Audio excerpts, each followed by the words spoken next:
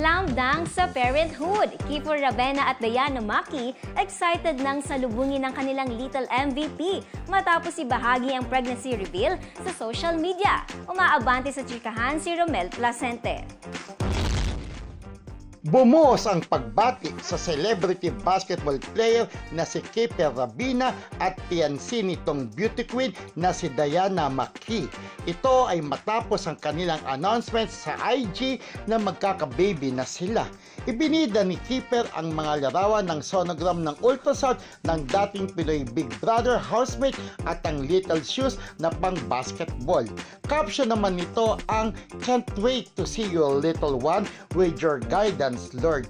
Marami ang dokumento ng congrats sa dalawa na na-engage noong October last year.